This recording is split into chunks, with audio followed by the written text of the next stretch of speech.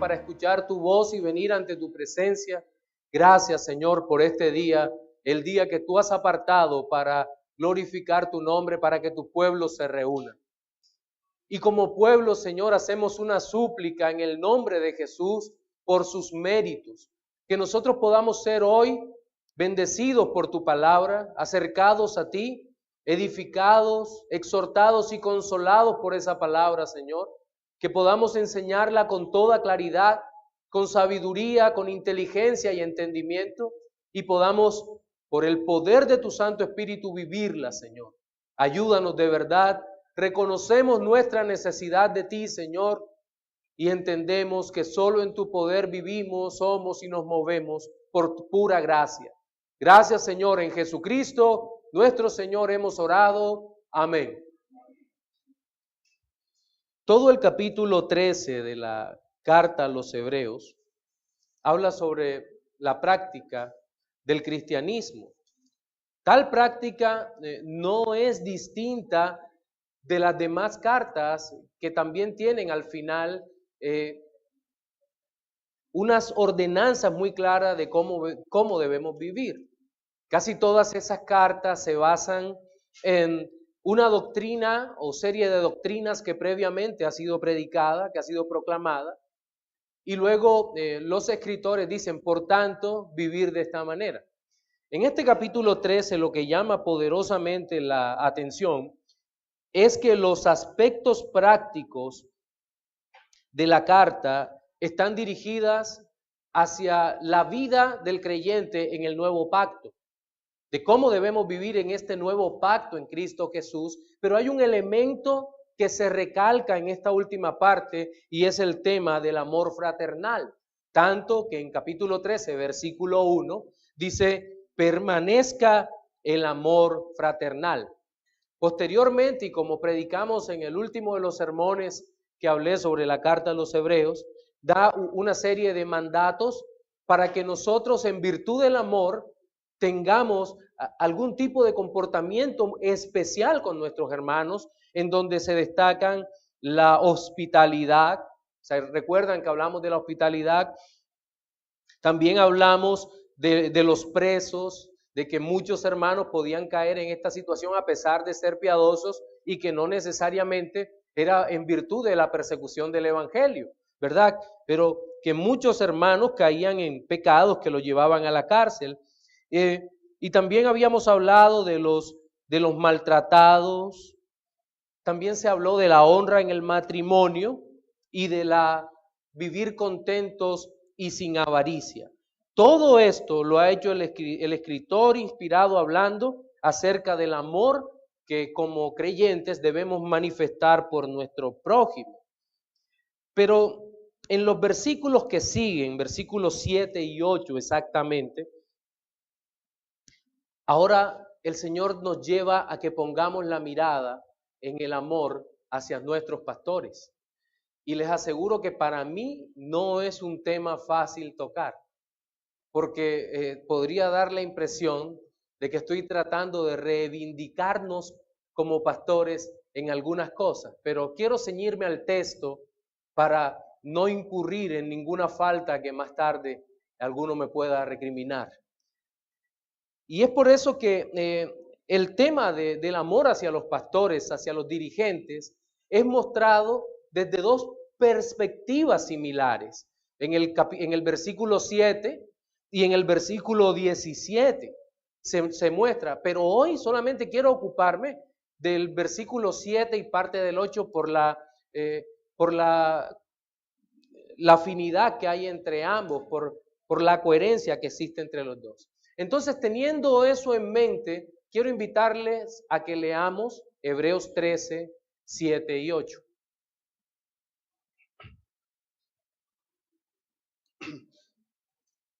Acordaos de vuestros pastores que os hablan la palabra de Dios, que os hablaron la palabra de Dios. Considerad cuál haya sido el resultado de su conducta e imitad su fe.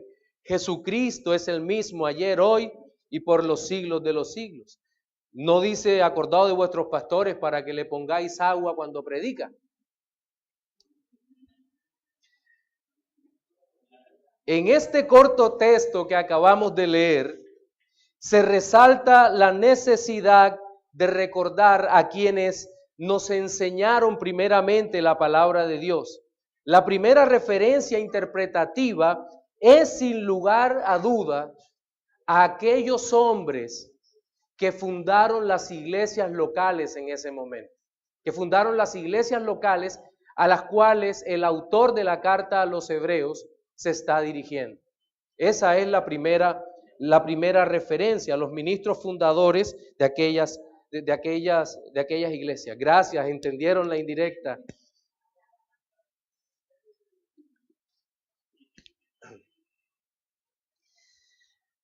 En consecuencia, nosotros tenemos que pensar que también esta palabra fue dada para nosotros hoy en día. Acordaos de vuestros dirigentes, de vuestros pastores, ¿debido a qué? A que ellos han predicado la palabra de Dios. Y en consecuencia de la dinámica del amor de Dios en nosotros. El amor de Dios no era exclusivo para las iglesias del primer siglo, y el amor fraternal no era un caso exclusivo de aquella iglesia, de la primera iglesia que muchas veces es idealizada y de manera injusta, porque era una iglesia igual que nosotros, compuesta por hombres pecadores como nosotros, ¿verdad? Pero también se nos dice, hay un segundo imperativo en este texto, que dice, considerad cuál haya sido el resultado de su conducta, y finalmente dice, imitad su fe. Tres imperativos básicos que serán los 3 puntos en los cuales vamos a dividir nuestro sermón dominical de hoy, que habla sobre la superioridad del amor por nuestros pastores. Y quiero recordarles algo. En el antiguo pacto no era muy dada esta afinidad, esta comunión con los dirigentes. No era muy así como lo vemos hoy en día.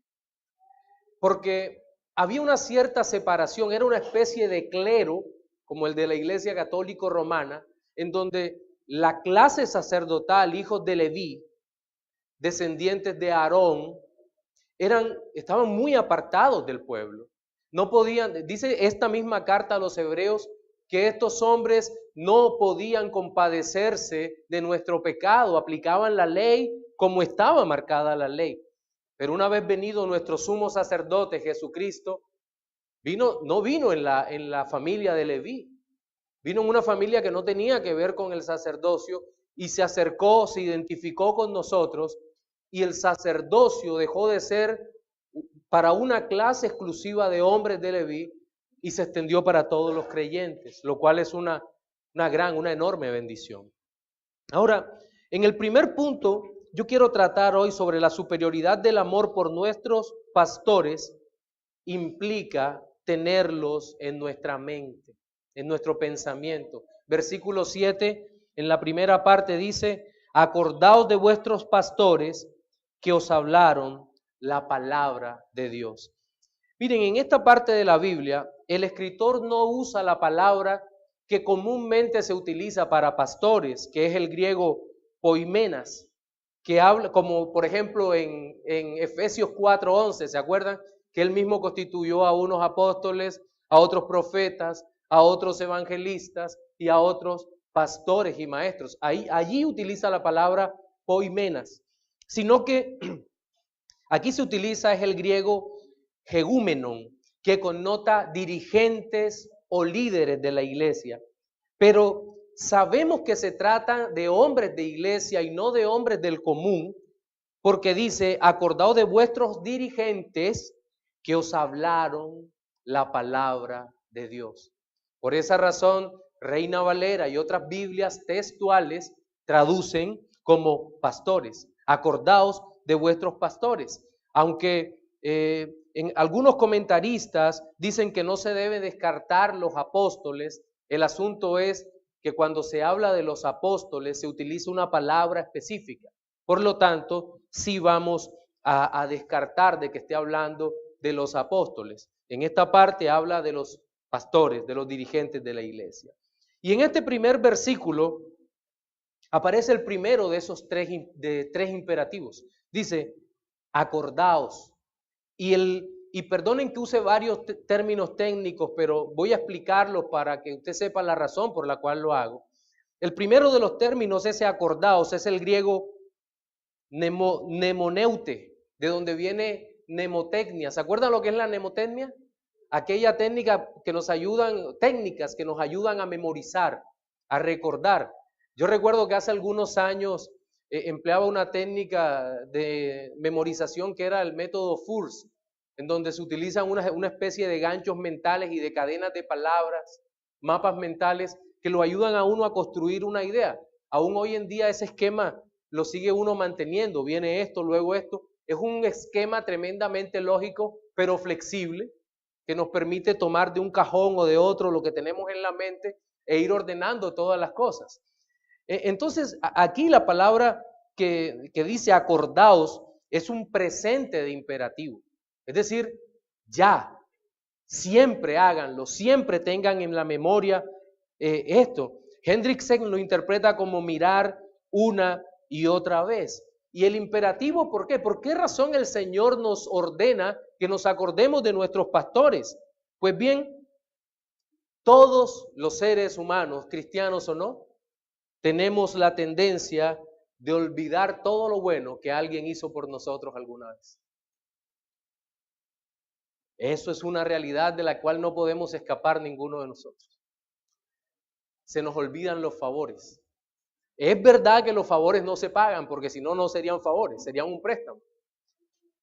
Pero nuestra tendencia natural es a la ingratitud. Y por esa razón aparece este imperativo. Todo lo bueno que han hecho por nosotros tendemos a olvidarlo, pero lo malo no. Lo malo aparece allí y no es exclusivo de las mujeres, que dicen que cuando peleamos con las mujeres, ella dice, ¿te acuerdas ese día?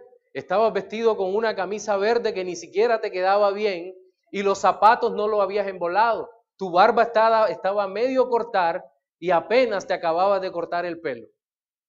Y era un 25 de diciembre a las 3:30 de la mañana. No, los hombres también somos así. Podemos guardar mucho rencor en nuestras almas. Y por esa razón, la palabra dice, acordaos, lo único bueno que hemos hecho los pastores y que no viene de nosotros, ¿qué? Predicar la palabra. Acuérdense por esto. Cristo nos ordenó amar a los hermanos como Él nos amó y ahora nos ordena recordar a los ministros, a los siervos. ¿Quiénes son los pastores? Siervos, servidores, pero siervos con dignidad. Porque la palabra que utilizan por lo general para siervos es doulos, que es un siervo que tiene cierta dignidad. Sí, tiene un amo al cual le debe la vida, pero un siervo de la casa, un siervo amado por su padre. Por eso, vaya contrastándolo con el versículo 8. Jesucristo es el mismo ayer, hoy y por los siglos de los siglos. Siempre pensemos en los imperativos, pero marcados por la base del amor fraternal y la base de la inmutabilidad de Cristo. El que lo ordena es el Dios inmutable, Cristo, que tiene amor inmutable por nosotros. Ahora, hay una experiencia de los primeros pastores que imitaron a los héroes de la fe, esos mártires anónimos. Y hay una consideración y hay un llamado hacia esta iglesia que estaba aquí o a estas iglesias que iban a recibir la carta, y es a que miraran a aquellos hombres que de manera anónima habían plantado las iglesias inicialmente. Es un llamado, acuérdense de ellos. Y no siempre fueron apóstoles, ¿verdad? Epafrodito fue el que sembró Colosas. ¿Y la iglesia de Roma quién la sembró? La Biblia no dice eso. No fue Pablo, no fue Pedro. Simplemente cuando Pablo les escribe, ya estaban allí esa iglesia constituida. Héroes anónimos. Una iglesia tan grande como la de Roma fue sembrada por un héroe anónimo. Y ahora, pero el autor no se conforma con mostrar esta realidad porque ya lo ha hecho, de que hay muchos héroes de la fe. En el capítulo 11 de la carta a los Hebreos, del cual hablamos muchísimo sobre la vida de los primeros héroes de la fe, se distinguen por nombre propio muchos hombres que eran modelos de fe, no modelos por ellos mismos, porque aparecen nombres como Sansón, Gedeón, Jefté, que seguramente no eran un modelo moral, pero eran un modelo de fe a seguir. Pero también dice que hubo otros hombres que no están registrados allí, que apagaron fuegos impetuosos, evitaron filo de espada, sacaron fuerzas de debilidad. Todos estos hombres eran hombres del antiguo pacto. Pero ¿qué ocurre ahora? Los hombres del nuevo pacto, de los cuales nos está hablando el Señor, son hombres sin nombre. Sí tenían nombre, pero el asunto está en que la historia no lo registró la mayoría de ellos. Eso acaba por un lado con el mito de los santos intercesores, pero por otro lado nos recarga o nos recuerda o nos remarca la realidad que debemos tener en mente a nuestros pastores hoy. Miren, y quiero que consideremos algo sobre los ministros de hoy y cómo lo ven las membresías de las iglesias. Las iglesias de la prosperidad, neocarismáticas, neopentecostales, por lo general tienen la siguiente visión de su pastor. Lo que dice el pastor es verdad absoluta, sin ninguna clase de cuestionamiento. Lo que hace el pastor es la conducta correcta, sin ninguna clase de cuestionamiento. Tercero, las necesidades del pastor, aunque sean caprichosas, deben ser suplidas por la iglesia inmediatamente. Cuarto, el pastor merece toda la honra porque me hace sentir grande, valioso y estimula mis ambiciones personales. Esa parece ser ni siquiera una radiografía, parece ser la escanografía de las iglesias, de la prosperidad y de muchas iglesias. Pero ¿cuál es la visión de la membresía de los pastores de las iglesias reformadas? Puse entre paréntesis, no todas. Pero ¿cuál es? Todo lo que el pastor dice debe probarlo bíblicamente. Muy bien. Todo lo que el pastor hace debe ser evaluado bíblicamente. Bien. Primera Timoteo, capítulo 3, Tito, capítulo 1.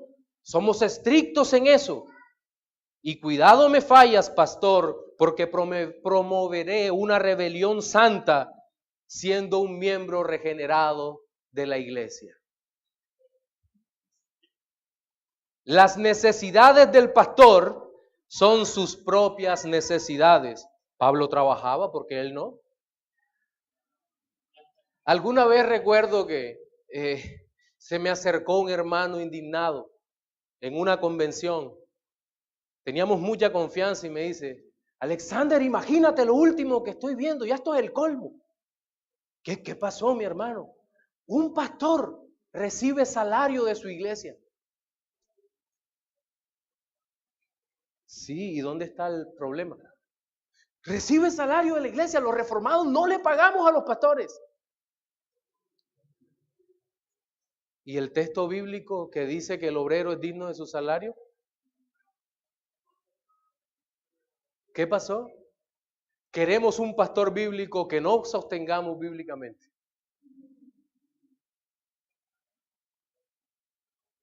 Tolerarme un poco de locura.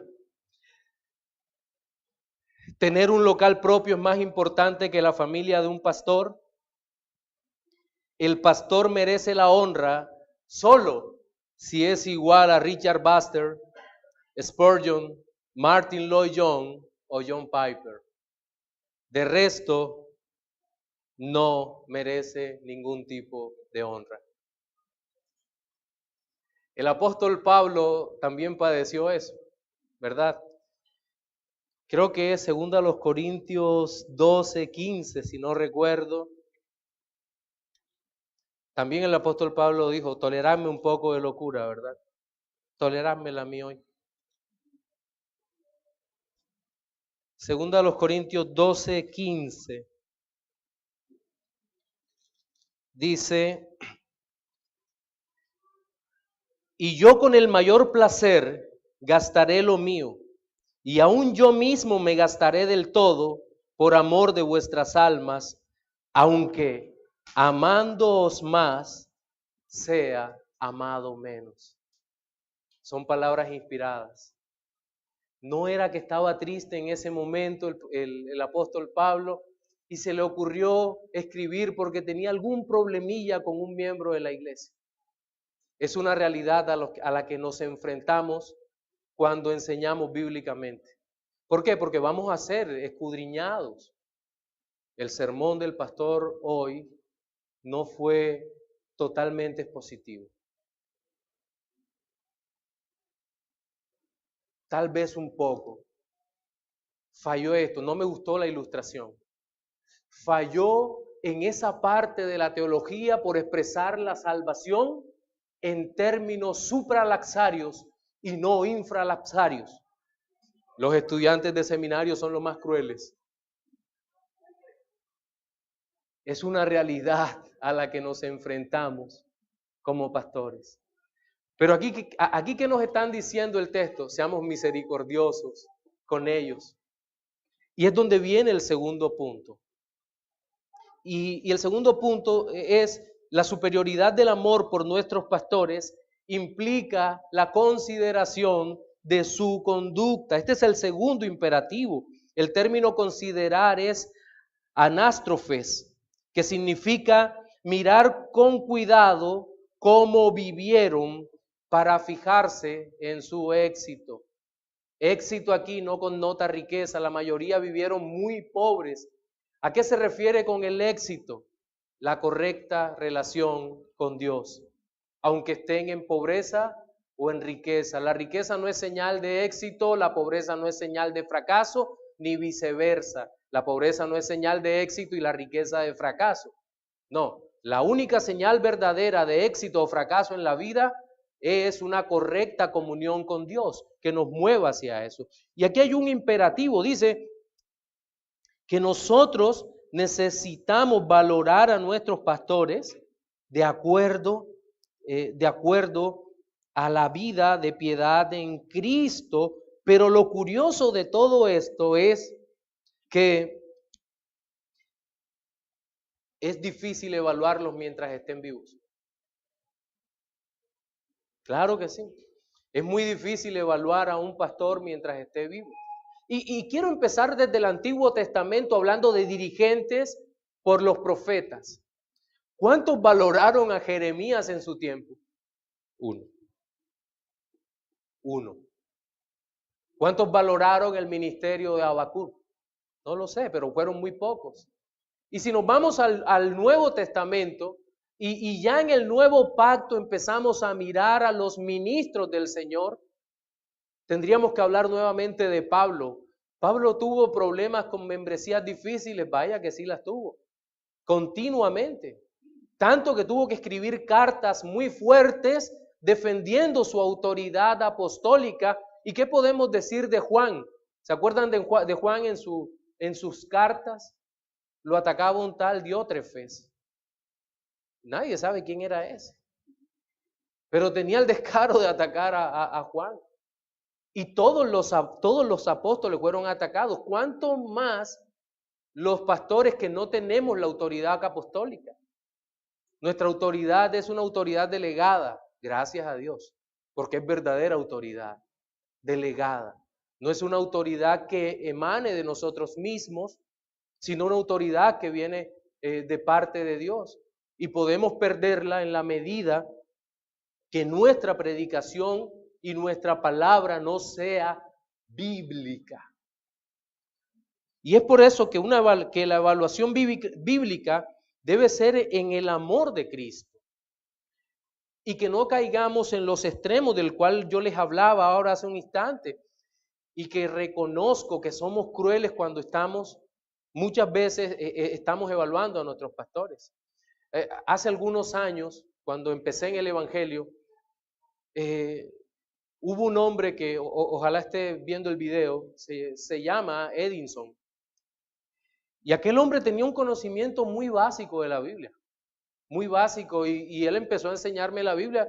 Él tenía un conocimiento pequeño y yo tenía menos conocimiento que él. Y me empezó a enseñar, y cuando empecé a aprender la Biblia, ya uno empieza a mirar lo raro. No, pero es que eso no es por allí, en fin. Y luego me acuerdo que cambié de iglesia y teníamos un pastor bautista que era un erudito. Edgardo y yo fuimos bendecidos grandemente por aquel hombre.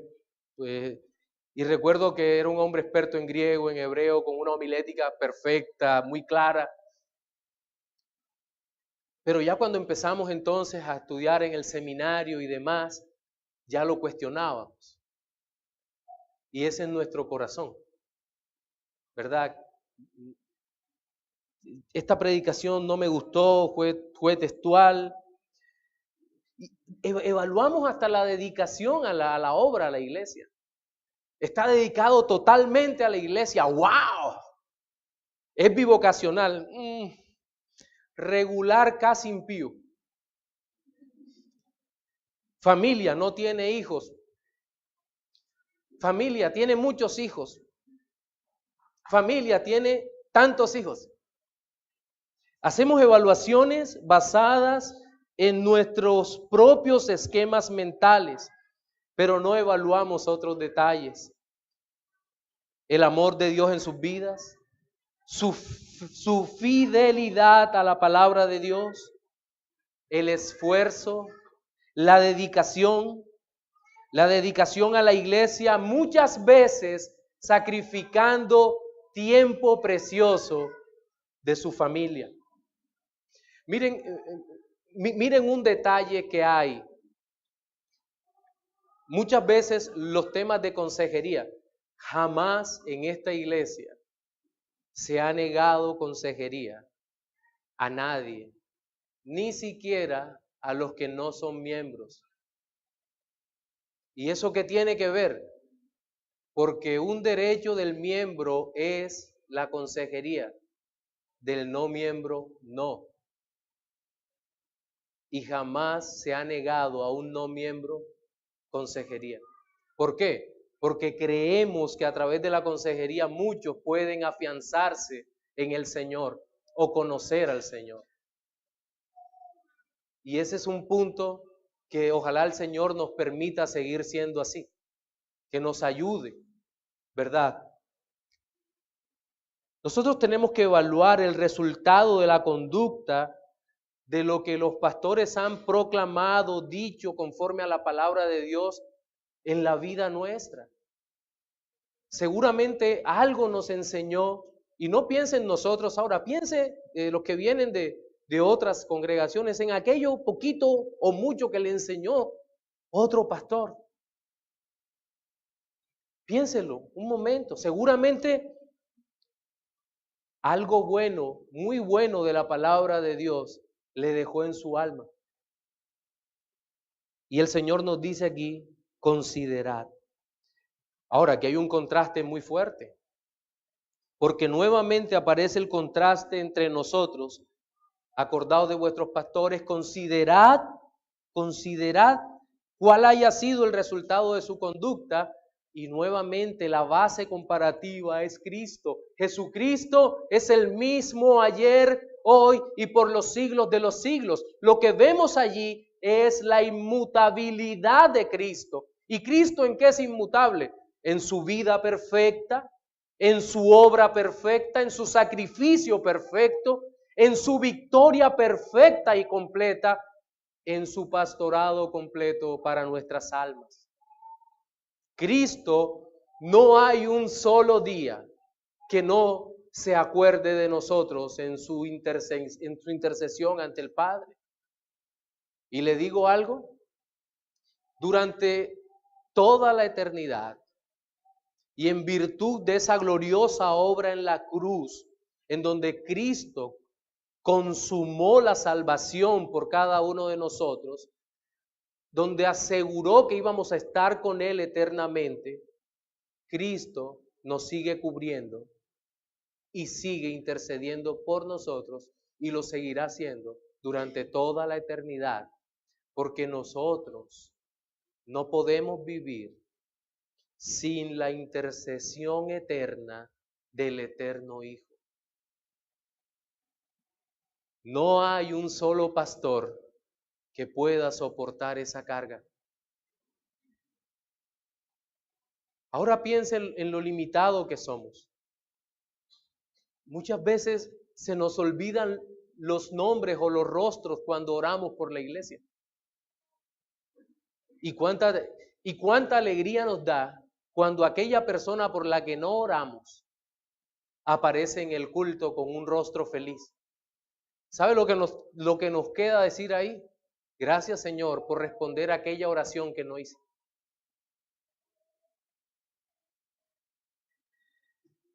Ahora, hay un tercer punto, y es que la superioridad del amor por nuestros pastores implica la imitación de su fe, no de su estilo.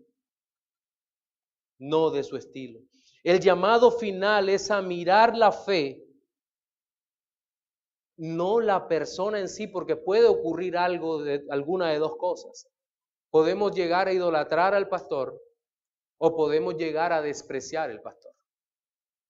Y eso es muy peligroso. Hay un imperativo aquí y es imitar la fe de aquel pastor en Cristo. Y la palabra griega que utiliza es el griego mimeíste, de donde viene mimetizaje. Para los que alguna vez estuvieron en el ejército, saben que el mimetizaje no es esconderse, es tomar la forma del terreno, los colores, para pasar desapercibido. Prácticamente es hacer parte del entorno, como lo hace el camaleón cuando se sube a un árbol y cambia de color de acuerdo a lo que está allí, ¿verdad? Hacerse parecido al ambiente. Por lo tanto, nosotros estamos llamados a imitar la fe, es lo que dice el texto. Ahí no dice, imitad a vuestros pastores, no dice eso. ¿Qué dice? Imitad su fe. ¿Cuál fe? La fe que una vez le fue dada por Cristo.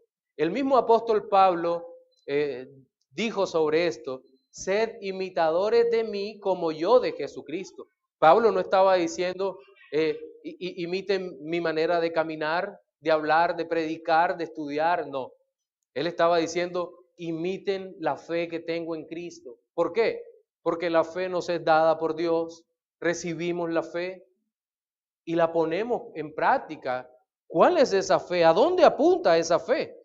Pues nuestra fe apunta a Cristo. El mismo texto de Hebreos 12:2 dice, puesto los ojos en Jesús, el autor y consumador de la fe. Por lo tanto, por amor al Señor, por amor a nuestros pastores, estamos llamados a imitar la fe, ¿verdad? Ahora, hay una gran diferencia entre la fe y el estilo. Muchas veces estos modelos de los televangelistas han hecho un daño terrible en la iglesia del Señor. Incluso hay mucha que no es iglesia. Muchos imitan la forma de predicar de tal o cual hombre, ¿verdad? Repiten los mismos errores homiléticos o de oratoria. Si hay uno que dice, date vuelta con tu hermano y dile, a la semana siguiente tenemos 30 iglesias donde el mismo problema oratorio aparece. Usted sabe lo terriblemente incómodo que es para una persona que cada rato el que está al frente le esté diciendo, date vuelta con tu hermano y dile. Eso es lo más antitécnico en la proclamación de la palabra de Dios que nosotros podemos hacer. O si de pronto uno lanza un chiste, todos los demás lo están diciendo dentro de poco. Los modelos de hombres influyentes de iglesias no bíblicas, carentes de piedad, son destructivos para la iglesia. Si alguno de ellos se viste brillante, con ropas que parece que fueran a tocar en un concierto, al rato todos los demás quieren hacer lo mismo. Miren, el estilo de predicar del mundo, el mundo predica, ¿verdad? El estilo de predicar del mundo no es la fe. No podemos imitar estas cosas. Nuevamente, estamos llamados a imitar la fe. ¿Y por qué podemos imitar la fe? Esto es bien interesante, este mimetizaje del cual habla. Porque la fe no es el producto de cada corazón, en donde cada uno tiene, no es que la fe mía es así y la fe mía es así. No, hay una sola fe, una sola fe. ¿Cuál es esa fe? La fe en Cristo. Y esa sola fe nos ha sido dada. La sola fe, ¿acaso no es uno de los pilares sobre los que descansa nuestra doctrina? La sola fe. Pero la sola fe ¿en quién? En Jesucristo, en la suficiencia de la obra en la cruz del Calvario. A eso es lo que se refiere la imitación de la fe. La imitación de la fe no es una imitación a tener algo que mi ambicioso corazón desea. La imitación de la fe no es, me gustó la camioneta que tiene mi papá, entonces yo por fe confieso una camioneta igual. No. Por fe confieso los zapatos del hermano tal. Eso no es fe. Es la manifestación de las ambiciones de mi propio corazón. Pero la verdadera fe, la fe en Cristo, es esa fe que confía plenamente en que Jesucristo es el Señor. Jesucristo es el mismo ayer, hoy y por los siglos. Y es una fe que no cambia porque nuestro Señor no cambia. Mi fe crecerá hasta la medida que Dios me ha dado para que crezca mi fe, ¿verdad? Dios ha predeterminado hasta dónde llegará mi fe y mi ejercicio de fe debe ser consecuente con eso para crecer en la fe en Jesucristo.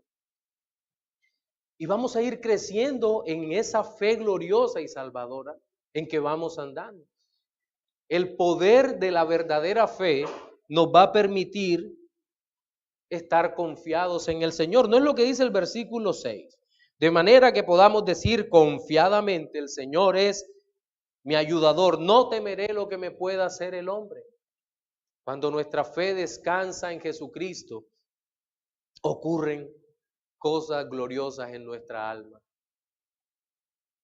El gozo que llega hasta nuestras vidas, esa confianza gloriosa. Pero entonces, ¿qué estamos llamados a hacer? A imitar la fe de nuestros dirigentes. ¿En qué? Fe que ha madurado, que se contenta, una fe que glorifica a Dios. En nuestro sermón dominical de hoy, hemos visto la superioridad del amor hacia nuestros pastores, enfocando tres aspectos básicos que descansan en tres imperativos que están en el pasaje, en el versículo 7, ¿verdad? Básicamente. El primero es la superioridad del amor por nuestros pastores, implica tenerlos en nuestro pensamiento, en nuestro recuerdo. Segundo, y quiero pedirles algo también allí, no dejen de orar por nosotros. Que en su memoria, cuando se acuerden, oren. ¿Por qué estoy orando por él? No sé, pero el Señor ha puesto que ore por él. Segundo, la superioridad del amor por nuestros pastores implica la consideración de su conducta. Seguramente el Señor va a permitir que seamos valorados después de nuestra muerte. ¿Pero por qué? También para que nuestro corazón no se llene de vanagloria. El Señor es bueno en eso. Y tercero, la superioridad del amor por nuestros pastores implica la imitación de su fe, no de su estilo. Reflexiones finales para los no creyentes. Y quiero hablar sobre el tema de la confianza en los pastores para los no creyentes. Seguramente ellos tendrán muchas razones para no confiar en los pastores. Amigo, tú tienes razones para no confiar en muchos pastores. Miles de cosas, de noticias que también, muchas de ellas verdaderas que han sacado los medios. Pero hay un pastor que nunca falla. El gran pastor y obispo de nuestras almas, Jesucristo. Él es quien te llama hoy al arrepentimiento, a que pongas toda tu fe en Él. Arrepiéntete, corre a los pies de Cristo. Él es el verdadero pastor, en el que jamás se separará de tu mente y de tu alma. Para los creyentes, hermanos, no nos olvidemos del valor que tienen los siervos del Señor, de lo que nos han enseñado, de aquellas cosas de sus vidas que han sacrificado para que la palabra de Dios llegue a nosotros. No caigamos en la evaluación facilista y sin corazón, en donde podemos decir simplemente ese es su trabajo, mientras que le decimos que no se comporten como asalariados. Oremos por ellos, preguntémosles cómo van, llamémoslo de vez en cuando, considerando todo lo que el Señor Jesucristo, el gran pastor y obispo de nuestras almas, ha ordenado. Acordaos, considerad, imitad. Amén. Señor Dios Todopoderoso, te damos las gracias porque tú eres bueno y para siempre es tu misericordia. Gracias por tu amor y tu bondad. Gracias, Señor. Gracias porque tú nos has bendecido y nos has ayudado y tu misericordia se manifiesta en nuestras vidas. Ayúdanos a ser considerados con nuestros pastores y ayúdanos a nosotros como pastores a ser de bendición para nuestras congregaciones, que son tu congregación, tu iglesia, Señor. Ayúdanos a servir con gozo, con ánimo, con alegría, con dedicación, Señor, sacrificándonos porque vale la pena servirte a ti, Señor. Servir a aquellos que tú has redimido, Señor. Servir a aquellos que tú amas. Gracias en el nombre de Jesús. Meditemos un minuto en esta palabra.